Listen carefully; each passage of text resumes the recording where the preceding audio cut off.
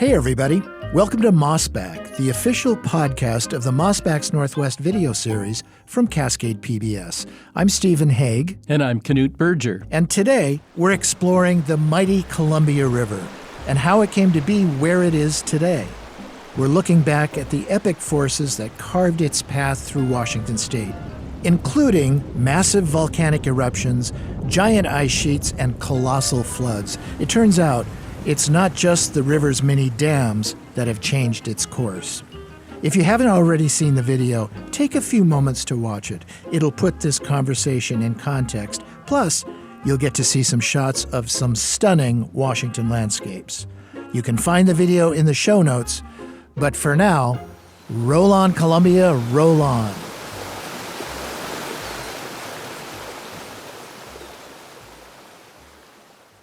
Knut, I spent 3 or 4 years of my high school time and a college summer in Pasco, which is right on the Columbia River.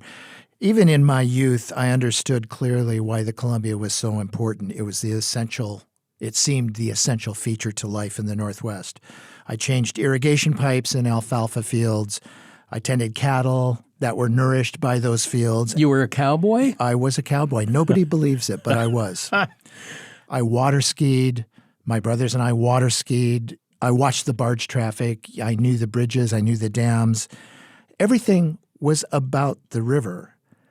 But despite that relationship, I feel like I don't know very much about the Columbia River, its origins, or how it came to be.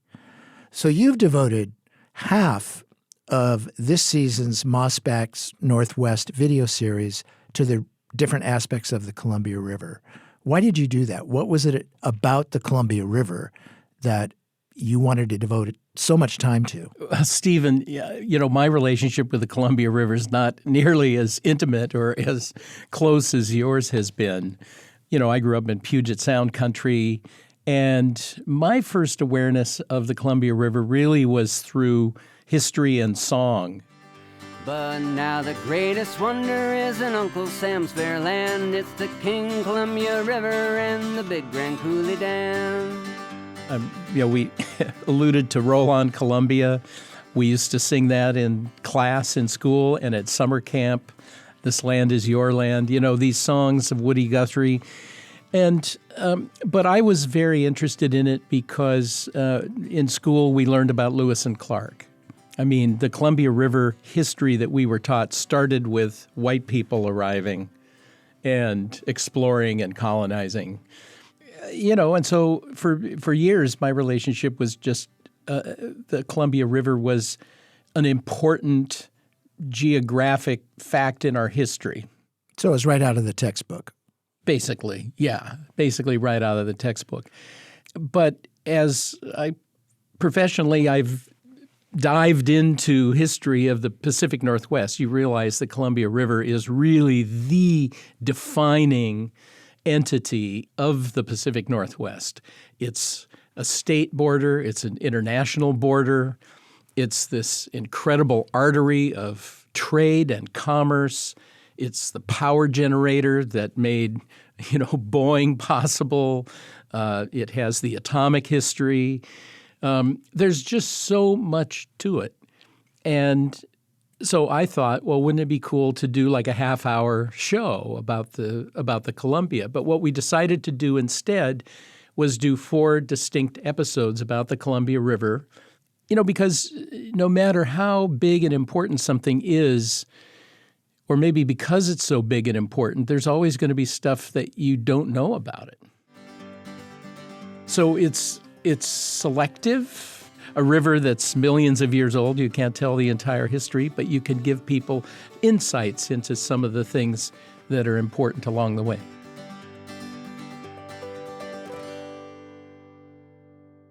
Well, and you start out by exploring the geologic history of the Columbia, and some of those thoughts and ideas are staggering in proportion. And a lake, we call it Glacial Lake Missoula, formed behind a 2,000-foot-tall ice dam. And as we alluded to in the opening, they involve ice, floods, and lots of lava. What grabbed you about that? I think initially I was curious about its course. I was curious about the impact of the Missoula floods, which were these epic floods that happened toward the end of the Ice Age that reshaped the landscape of eastern Washington in particular, but also of the Columbia River. And I got hooked on a series of YouTube lectures that Nick Zentner, who's the host of Cascade PBS's Nick on the Rocks, geologist from Central Washington University, very entertaining teacher. Isn't the Juan de Fuca Plate going southeast instead of northeast? And he said, well, first of all, you're wrong. That's always a nice way to start an email, isn't it? I've said to other people, if I'd had him in junior high or high school, I probably would be a geologist. Okay, so now we're officially on a tangent. How's it feel? We're way off track. So I asked him about the Columbia River because I knew he'd been talking about the floods he'd been talking about. And I said, well, you know, what is kind of remarkable about the change in the river over time? And he said, well, there was an epic event that occurred, 15 million years or so ago. It lasted over millions of years. And it was this incredible constant eruption of magma that created the Columbia Basin. It's miles and miles thick of lava that just gurgled out and flowed everywhere, not out of like cone volcanoes, but out of the ground. And it's believed that 15 million years ago, the Columbia River roughly ran diagonally from the Canadian border to the mouth of the Columbia. You mean just ran kind of straight in a straight line? Yeah, more or less a straight diagonal across. Well, I was wondering why does the Columbia have this huge bend in it right in the middle of Washington State? Yeah. That amount of water could determine its own way. Exactly. Well, the landscape changed, and I asked Nick about it, and Nick said, well, I can take you to a place that will demonstrate kind of what happened here. And so we ended up meeting just outside of Chelan on the Columbia River, on a knoll that overlooks the river. And what's cool is that both sides of the river are not matched geologically. And in that spot, you can see that the river is a defining border between two very distinct geologies. On the east side of the river, it's all basalt, lava flow. And there's 3 miles thick of this basalt lava that just buried the mountains and pushed the Columbia River right to this very spot. And on the other side of the Columbia, the west side of the Columbia, it's ancient rock from hundreds of millions of years ago. And you can look at a geologic map and you can see that what happened was these lava flows pushed the Columbia River into this big bend in the river. Over time, the river just followed the border of the lava because that's where it could flow. And that place in Chelan is the dividing point where the lava stopped, and the Columbia River has been flowing more or less ever since. So, Nick, let's talk about where the lava came from. Yeah. What do you imagine the lava came from? What kind of landform? Well, I think of a volcano, and I think of Mount Adams or Mount Rainier, or Mount St. Helens, and there's nothing like that in eastern Washington, no, there isn't, right? There isn't. It's a good question. So the answer is the fissure-style eruption, which is a series of Superman cracks that just opened up 16 million years ago in northeastern Oregon, and those things open up, and here comes this very fluid mafic magma, we call it. The heat source beneath Yellowstone National Park, which is now in Wyoming, used to be in eastern Oregon. You mean it moved? Well, it seems like it moved, but instead of the heat source moving, North America drifted over. Okay, we that moved stationary west. thing. You can imagine just like the stationary blowtorch. Yeah. And then you just move this sheet of aluminum over the top of it, and you get this whole trail of heat.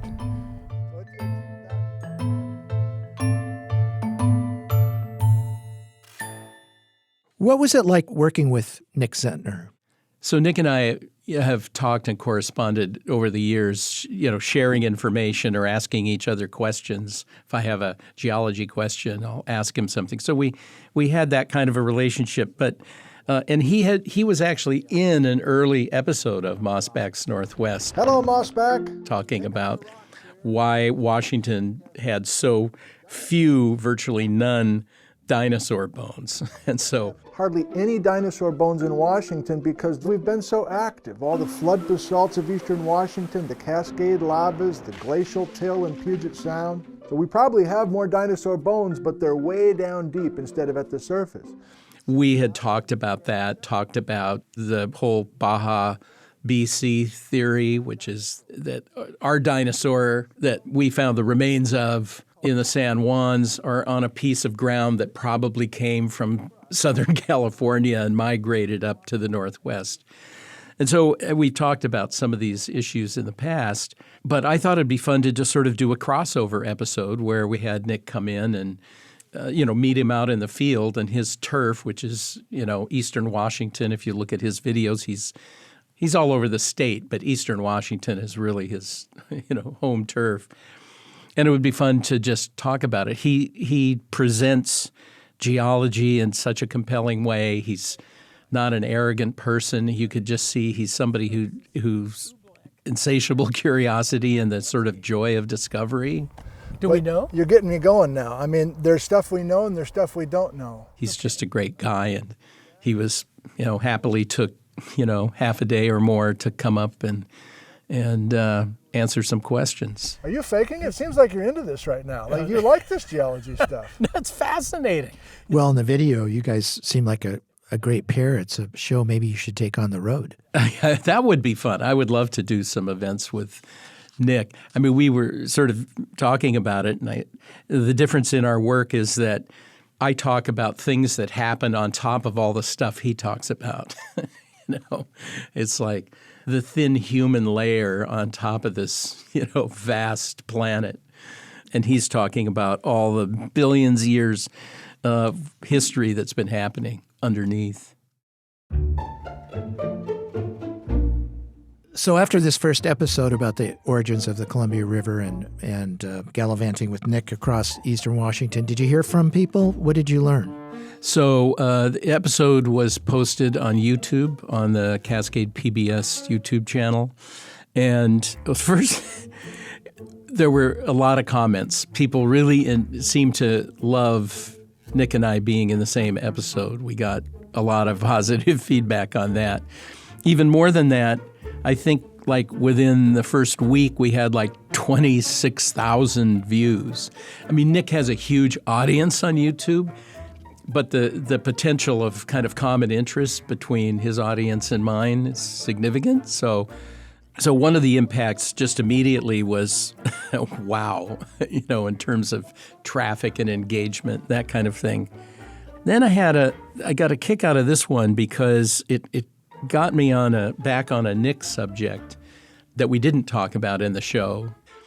So I got an email from a viewer who said one of the chart or maps that you had in that episode that shows the course of the river after it was pushed out 15 million years ago and turned into the Big Bend, whoever drew it had a blue marker, and the blue marker ran, instead of through the gorge and out into the Pacific at Astoria, the line ran it to basically Grace Harbor.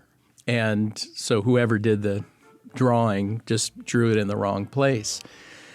And so I was like, you never like a goof. And there was no question there was a boo-boo. Uh-oh. But it triggered something that I remembered that I had heard in a Nick Zentner lecture. You can't find quartzite any place in the Northwest except from where the Columbia River is coming from. And it turns out that Nick has done a bunch of research on places where evidence of the Columbia River flowing in ancient times exists, because there's a rock from the Rocky Mountains, quartzite. The only source of it is the Columbia River. You want to prove that the Columbia River flowed through your county? Look for gold river rocks. So, for example, he had a video on how the Columbia River once flowed through the Yakima Valley. Well, I remembered from one of these lectures he gave that there was some indication that the Columbia River may have flowed through the gorge and then turned north and went out either at Willapa Bay or Westport or Grays Harbor. So nobody says this is fact. The geologists that Nick has consulted say it's a working hypothesis. And Nick has also shown that those lava eruptions, that lava flowed as far as Westport. So the chance that later lava flows also blocked the Columbia at different points and rerouted it is possible. So there's a ton we don't know for fact about the river and where it's been. But I thought, here's a mistake that we made, but somehow that mistaken blue marker drove to another element of the story. Amazing, yeah. You just hate to see those mistakes crop up after a story. But it's interesting that they usually, as we have discovered together before in previous episodes, when we've made a mistake, it often leads to another discovery. Yes, exactly. So this brings up a whole other subject of change, which is much more recent but also long ago. And that was multiple glaciations, and the most recent being the Cordilleran ice sheet that came down Puget Sound. It came down into the Okanagan, came down into area around Spokane. Those were sort of its southern reaches. And at various times, that massive ice sheet blocked the river. So, like in the episode, we talk about, we all think about Grand Coulee Dam as this, epic project, but the ice blockages created these enormous lakes of meltwater. The biggest one, the one that most people have heard of, is Lake Missoula, which was when ice blocked the Clark Fork, which runs in British Columbia, Idaho, and Montana, and created this enormous deep lake that was dammed by ice, and that ice dam failed. There were catastrophic floods, the Missoula floods, Right. where you had 250 feet of water coming over a 250-foot high cliff. That you wouldn't even be able to see the cliff. And created a flood that came across eastern Washington, gouged out the channeled scablands, and rushed down and gouged out parts of the Columbia River. This wall of water was maybe 400 to 500 feet high. Wow. Moving at high speed. I mean, it obliterated everything in its path. And it's full of icebergs. And boulders, I suppose. Exactly. Were there other geologists that made discoveries or had theories about the origins of the Columbia River? Well, Harlan Bretz was the sort of turn-of-the-century geologist. He had been a high school teacher. He was a college professor. He taught geology at a Seattle high school, and he was like this inveterate explorer. He would take his students out, and they walked like every inch of eastern Washington. He was the one who really first developed the idea of the Great Missoula Flood. When was this? When was his So study? we're talking about the teens, the early 20th century, into the 20s and beyond. He lived, for years later. And, he was mocked. There were scientists who thought the idea of an epic flood was preposterous. Geologists had been sort of trained with this idea that glaciers change things very slowly over time, that erosion, that a river like the Grand Canyon, the Colorado River slowly working its way down, that sudden things were sort of too biblical. No dramatic events. Right, exactly. And so there was resistance to this idea of a flood on the scale of what Bretz was proposing. But the science turned his way as more people got into trying to explain features in eastern Washington and how they could possibly be. And as how did those erratics and boulders end up in Eugene or in the Willamette Valley?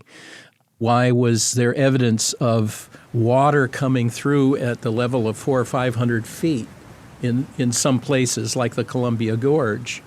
How did water get that high, and where did that water come from? And then it turns out, many years later, that it was a series of floods. It didn't just happen once. It happened, every century or so. And they found the deposits where you can see flood, flood, flood, flood, flood. And so it was a repeating event. And we know that can happen because there are glaciers, for example, in Iceland where that go through the same process, where the glacier creates a lake, and then the lake, the dam, the ice dam is undermined. The dam collapses, but then the water's still cold. It freezes up again. So freeze, break, freeze, break, freeze, break, that kind of thing.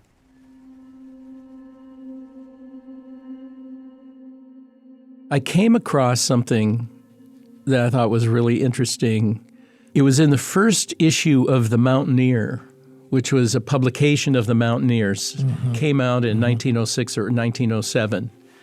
And there's an essay in there by a guy named W.D. Lyman, who was a scholar. And he wrote an article called The Mountains of Washington. So he's talking mainly about the Cascades. And in it, he relays an indigenous legend story about major flooding in the Yakima Valley and that extending south. And the explanation for it in the legends had to do with Wishpoosh, this great beaver entity. This is before humans. Beaver had loosened a lake in the Cascades and helped flood the Yakima Valley, and then it had gone there and worked its way into the Columbia, and there was a saltwater ocean there, and it chewed its way through the Cascades and, drained all the water out. And then it was raising havoc as it did. It was eating all the sea life. And so Coyote, another kind of trickster figure, Coyote comes along and has this epic battle with Beaver, kills Beaver. Beaver's corpse lands on Clatsop Spit, which is the southern shore of the Columbia there at the Pacific. And then the parts of his beaver's body kind of migrate out and become the tribes of the Columbia, the people of the Columbia. Of the Columbia. Mm-hmm. So that's fascinating, both from the standpoint of population and stories that were shared by the Columbia Basin peoples, and there are a bunch of different versions of it. But it's also interesting because they're writing about things that happened in prehistory in terms of how landscape was created, where lakes were, where we now know they were. There were floodwaters backed up at Wallula Gap that went way up into Yakima. Well, there are people who have some memory of that. At least that's what it seems like to me, that these things, these stories, they're made up of a lot of stuff, some of which seems to echo geology that we now know, actually happened.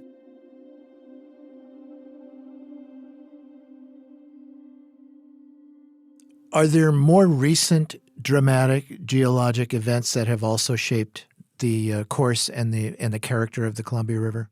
Yeah, I can name one, the Bonneville landslide, which occurred roughly at the Dalles. The whole side of a mountain on the Washington side slid into the Columbia and blocked it. And this was about, the most precise date I've seen was 580 years ago. Oh, so very recent. Very recent. And it was a huge, epic scale landslide.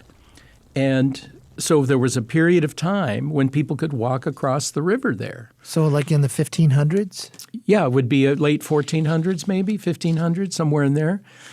And so people talked about this and the fact they could walk across the river, and sort of the Bridge of the Gods is there now in that narrow location of the gorge.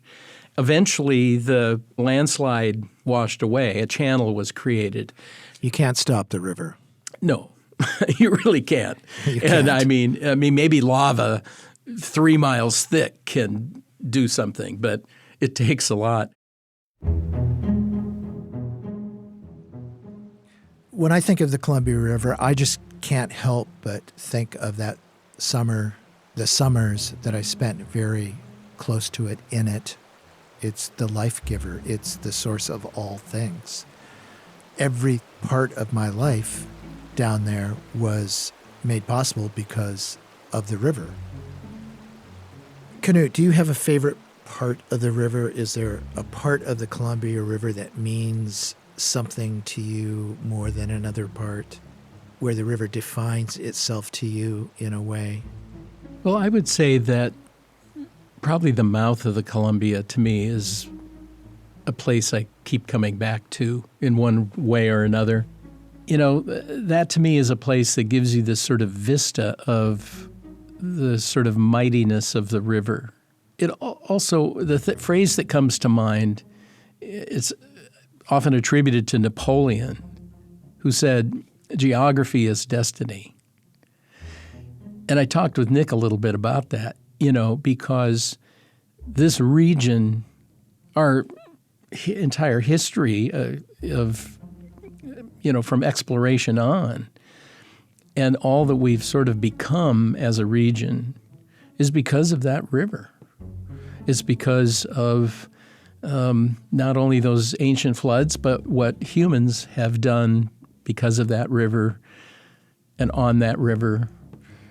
And so it just seems to embody this vital organ, but one that's so diverse and so taken for granted by a lot of us, we don't really think about it.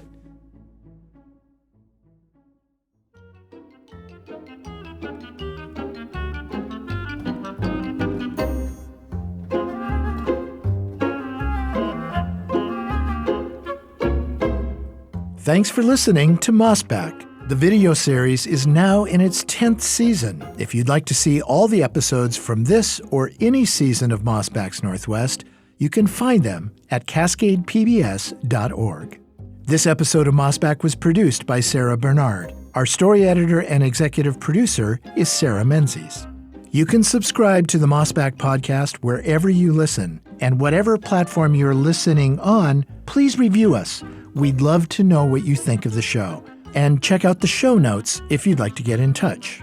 Also, if you'd like to support the work we do, join the members who make Mossback's Northwest possible. Your donation will help fund the Cascade PBS lineup of podcasts, the video docuseries we stream every week, and the in-depth reporting we deliver every day. In addition to supporting our journalism, members receive great member benefits, including Cascade PBS Passport, with extended access to an on-demand library of local and PBS favorites. And being a member means you can sign up for the exclusive weekly Mossback Den newsletter from Canute Berger, where he offers greater insight into his latest historical discoveries. Go to cascadepbs.org/membership to sign up today. Mossback is a product of Cascade PBS. I'm Stephen Haig. We'll be back soon with another episode.